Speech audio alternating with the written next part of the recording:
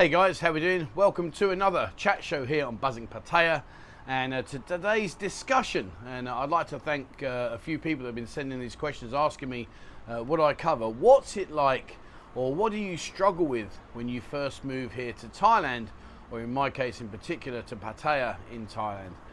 And it's a really good question, because when you actually think about it, a lot of things we take for granted suddenly become issues, and they're things that maybe we overlook in our enthusiasm to pack our suitcase and get out here and think, this is it, I've got a new life ahead of me, I can't wait, you know. And don't get me wrong, you know, this is an incredibly fantastic country, it really is, as is Pattaya, you know, and all other aspects. You know, myself, I go up to Korat, I have been all around the north of Thailand, and it really is a fantastic country, it really, really is.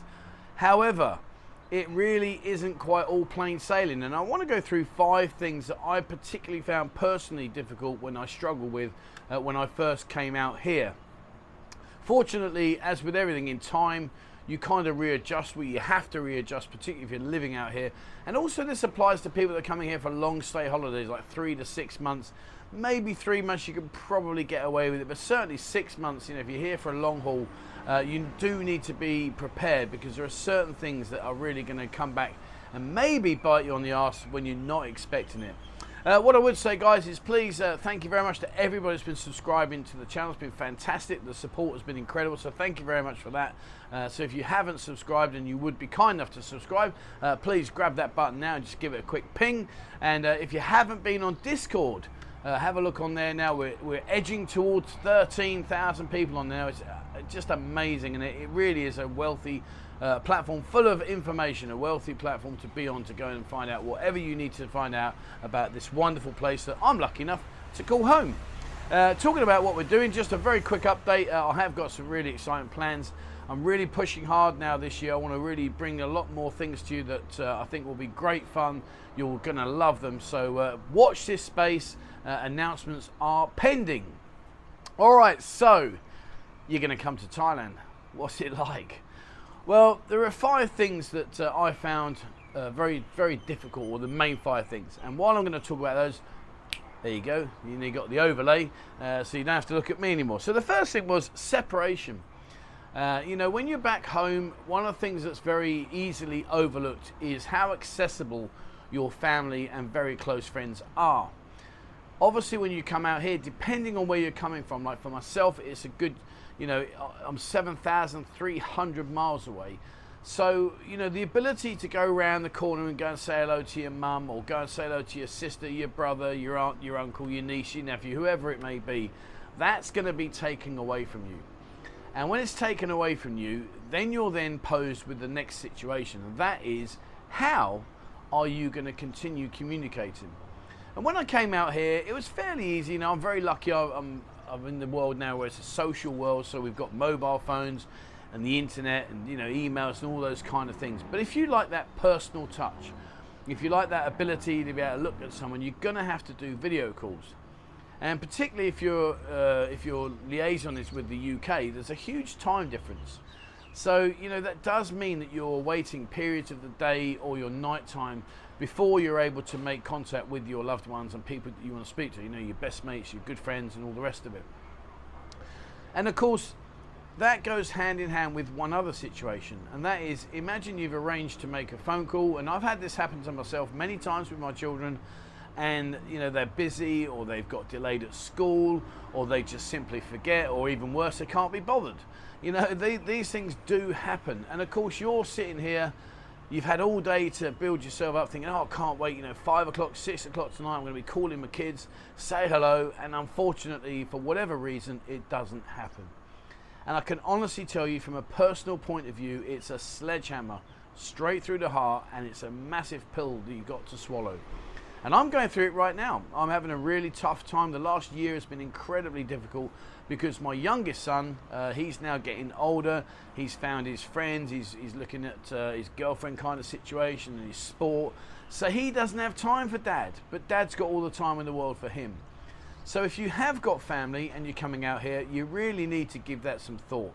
You really do. I'm sure you guys watching this video, you know, even as far as going just to like a girlfriend scenario, if you fell in love out here, which is easily done, we've spoke about that many times, but if you have fell in love, and then you suddenly go back to your home country and you can't communicate. It hurts. It really does. So I would say the first thing that I struggle with more than anything was the separation from my family. And also as well, very briefly, like, don't forget, if you've got, we call them olds, I don't know what you call them around the world, but your mum or your dad and, you know, your grandma, grandpa, we call them the olds. But like my mum, she's no spring chicken, bless her, I love her to bits. But God forbid something happens and it's serious, I'm not able to just jump in the car a couple of hours down the road and jobs are good and I'm there, hey mum, what's up, let me help you. So again, you know, you have to balance that book. And from a really, really tough angle, of course, you know, the last 2 years have been incredible. They've shut the world down. And I know many, many people, fortunately, not myself, but I know many, many people that have suffered the loss of a loved one and you've not been able to go to the funeral. And that you can never, ever take back. So my heart goes out to people that have suffered that. I know people here who have suffered that. So please, if you are thinking about coming out here, just bear in mind about how you're going to deal with the separation from your family and your loved ones and your friends. Time. It sounds quite weird, doesn't it? Like when you think, oh, I'll come out here, I can just chill out and I'll go and lay on the beach, or I might go for a walk, or I might go, you know, just have a wander around, or just stay in the room and just chill out, or stay at the house. It's a killer blow. And when you've got too much time on your hands, we all know when you've got too much time on your hands, it creates all kinds of things, pondering ideas, and all kinds of thought process that you have to deal with because you're bored. And you might be sitting there thinking, oh, don't be stupid. How in the world can you be bored living where I live? Well, trust me, you can. And, you know, when you've walked up and down the beach in Jomtien or the beach in Pattaya or wherever you are if you're in a beach scenario, when you've walked up and down it 50 times, well, it does become a bit boring. So you are going to have a lot of time on your hands, particularly if you have retired. And again, you see, that's a massive culture shock that you may not be prepared for. If you're used to working hard all your life and you've got yourself your pension, and fair play to you, you know, if you've got yourself a nest egg, fair play, total respect for that. But if you are in that situation, then you're conditioned to working hard day in, day out. And suddenly you're being told, actually, you know what, you don't need to do that. You can just chill out, you can sit there, you can do absolutely the square root of nothing. And that takes a lot of getting used to. It really, really does. I came from a very fast way of life in London. I was constantly busy, never stopped. I am constantly busy out here still. As you know, I'm working very hard with Buzzing, trying to build a community and a platform for everybody. But the point being is, when I first came out here, I didn't have that. So when I first came out here, there was an element of time where I'm thinking, oh, I just don't actually know what to do. Like, what should I do with myself? So you are going to have that. So I suggest trying to think about hobbies, try and think of things that you can interact with, things that will occupy yourself, because you do need that. And one thing that you must be very, very careful of, and it's very hard to get your head around when you do move out here, is every day here, every day is a Saturday. Meaning that unlike back at your home country, or particularly if you're like me in the UK, where the Friday night was your lad's night out, Saturday might be the night out with your missus or whatever, but basically every night here is a Saturday night. So you can go out and you can drink yourself into oblivion night after night after night. That said and done and dusted, yeah, it might sound great right now, but do that for a month and you've got a problem. You really have. So get yourself a hobby, because yeah, one of the things that I found very difficult to adjust to was having time on my hands. Making friends. I'm probably one of the most sociable people. There you go, see the old boy races. Cheers lads, thanks for that. Hang on 1 second. All right, cool, there you go. Never a dull moment. Friends, making friends. Now, I'm probably one of the most sociable people you're likely to meet. I love meeting people. I'm a people person. I can interact at all kinds of different levels and social skills. I have no problem with that. But you have to be very, very careful here. Very careful who you make your friends with. And one of the things I found very, very hard was I took people, as I still do mostly, on face value. So I would think to myself, well, he's an alright guy, he's decent, I'm sure he'd be a good lad, and I'd go and do whatever they asked me to help them with or whatever I could. And you would ultimately find, sadly, that a lot of these people had ulterior motives. And a lot of people here, yes, I'm going to say this, are out to get whatever they can to benefit themselves and as little as they can to give back to you. So if you are a kind-hearted person, if you are a generous person, if you are a trusting person, you really do need to, when you come out here, adjust to being very, very careful who your friends are, and choose your friends wisely. You know, I know many people out here that have sadly become victims of friendship, where someone said, oh, I'm a bit down on me, like, can you just help me out, and I'll give it back to you, I've got some money coming in a couple of weeks and I'll square you away. And it just doesn't happen. And ultimately, that person is left high and dry, out of pocket, and the other person that's taken the money normally just moves and disappears off the face of the earth. So one of the things I found very hard to overcome when I came out here was realizing that there are not the sort of people that I would mix with back home, in terms of their face value is a little bit lacking. So be very careful, guys. Be very, very careful who you choose as your friends, because you may end up regretting it. Another thing I found very difficult in the early stages, and we'll cover this one because I get asked this a lot, was about the language barrier. Unfortunately, whether you like it or not, Thailand is one of the few countries that I've been to in the world where English is not really a priority. And that means that if you do come out here and you do not have a hold on this Thai language whatsoever, that you really, really are going to struggle in many situations, unless, of course, you have yourself a companion, or maybe a Thai wife or a Thai girlfriend that can communicate on your behalf. Pretty much every document out here is documented in Thai. There is not that many that have got an English translation, so you may be able to go off and say, look, what does this mean? Likewise, all the street signs and that, most of them are in Thai. Obviously, you're going to have issues, not have issues, should I say, in like restaurants. They will provide a menu and stuff like that. So for eating, it's not too bad. But you are going to be presented with a situation where you're not going to be able to understand pretty much 60 to 70% of what's going on around you. So how do you learn Thai? Well, I'm as thick as two planks, all right? I put my hands up to that. I have no issues of being that whatsoever. I've got 0 qualifications when I left school, 0. So if I can do this, I'm sure you guys can. There's a lot more intelligent people out there in the world than me by a country mile. So what I would suggest you do is this, and this first, is learn to read the language. And before you start jumping up and down saying, you've got to be kidding, it's a load of scribble, I get that, because that's exactly how I felt when I first came out here. I was laughing at my teacher. I said, don't be stupid. I'm not going to learn that rubbish. Just teach me how to speak. And the problem you've got with that is when they teach you and say, you know, this is how you say hello, this is how you say goodbye, this is how you say what is your name. Well, if that person you say it to replies in a different sentence to the one that you're expecting, i.e. it's not your textbook language, well, now you're sitting there thinking, well, I've got no idea what you just said. That's cheating. You haven't said what it says in my book. So what I would suggest you do is learn to read. And my example of that, and I've mentioned this with a few people, so I apologise if I'm boring you with this part, but it's important. I met a German guy in a restaurant here in Nha Jom Tien called the Glass House. Now, if you know the restaurant, you'll know how nice it is. It's a lovely restaurant down on the beach there in Nha Jom Tien, and it's called the Glass House Restaurant. Check it out, guys. Have a look. Anyway, I was there. I spoke a reasonable, not a big or a large amount of Thai, but a reasonable amount of Thai, and this guy was just bang on fluent. And I said to him, I said, I'm really sorry to interrupt your meal, sir, but can I please ask you a very quick question? How long did it take you to learn Thai to the level that you've just spoke?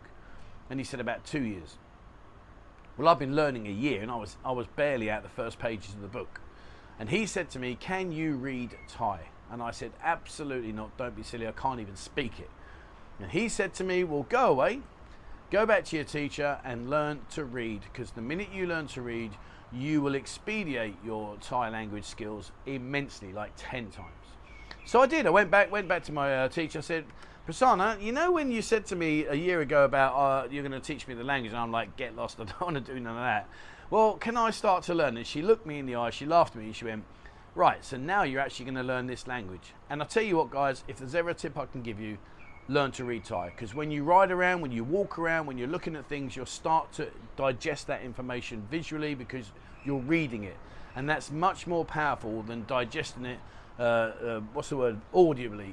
Is it audio when you listen to it verbally? Anyway, whatever it is, but you know what I'm saying. So read. It's not that hard. If I can do it, I'm damn certain you can. So yeah, language was another issue, and it's an issue that you are going to face when you do come out here. So that's another thing that I struggled with. Lastly, Thai time. So here you are, you're in your corporate world, you're in your business world, you're working hard for a living, and when someone says to you, okay, I want to meet you at 10 o'clock in the morning, you're there at 5 to 10, 10 to 10, and you're ready to meet that said person. Now welcome to Thailand.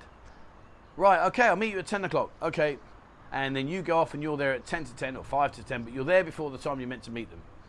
And it's 10 past 10, and you think, oh, maybe they get a bit holed up. Quarter past 10. Maybe I should send them a message. 10:30. Hey, I'm still here. Like, are you okay? Is everything okay? You planning to come out? And it gets to 11 o'clock, and they'll finally respond to you and say, oh yeah, I'm leaving now. And you're like, well, hang on, you're an hour late. Irrelevant. Absolutely irrelevant. There is no time like Thai time. That's what we say here. So if you are that kind of punctual person, if you are tapping your watch saying, come on, where are you? It's going to drive you nuts. There is no time like Thai time. And, you know, you really have just got to chill out. You've got to accept it. You've got to suck it in. It's not easy. Even now, to this day, I still think to myself, come on. But then that's ex-military. So if you are ex-forces like myself, it's drummed into you. There is no such thing as being late. Well, out here, there's no such thing as being early. It's very, very rare that that happens. So please, if you are a punctuality freak, and you expect it to be nailed down on that time, trust me, it's not going to happen. And unfortunately, that does eventually get into you, and it's kind of like, oh yeah, okay. I mean, like with Mo, I love my missus to bits. Absolutely worship her to bits. But if I want to go out at, say, 7 o'clock in the evening, I tell her I want to go out at 6, and I ask her to start getting ready at about 3. And she's normally about half an hour late. So we're kind of getting there. We are slowly getting there. But the trouble is, she's ahead of my game now because she knows I'm lying, because she says, yeah, okay, he's saying 6. Really, he means 7, so I'll be ready by 8. So we have these games that we play, and you are going to experience that. You really, really are. So Thai time is another issue that you are going to have to deal with at some stage or other during your stay. All right, so that's from my side of the fence. I mean, guys, what I would ask, and what I love about the buzzing community, is that, you know, you guys share information so well. So if you do live out here, or you've been out here a lot of times, or you've been out here on a long stay, you know, can I ask you guys what things, and please be respectful, but what things have you struggled to deal with when you came out here to live in Thailand or to Pattaya or wherever it is you're living? What did you struggle with? So a quick recap. So for me, it was separation. Separation was a huge pill to swallow. Really, really was. Very, very difficult. Even to the point now where I'm really concerned about my mother. She's getting old now, and I want to know how I'm going to be able to interact with her in the latter stages so that I'm there for her. Separation. Time on your hands. If you're bored, that's the worst thing in the world. So make an effort to get yourself some kind of a hobby, some kind of an interest. Whatever it is, just keep your mind occupied and don't go drinking night after night after night, because it will take its toll on you eventually. I've seen it many, many times. Making friends. Just be very, very careful who you befriend, who you allow through your front doorstep, and just be on your guard, because trust me, as sad as I may be saying this, the reality is there are a lot of people out here that will shake your hand, and the minute you turn your back, they'll knife you straight between the shoulder blades. So be very, very careful when you choose your friends.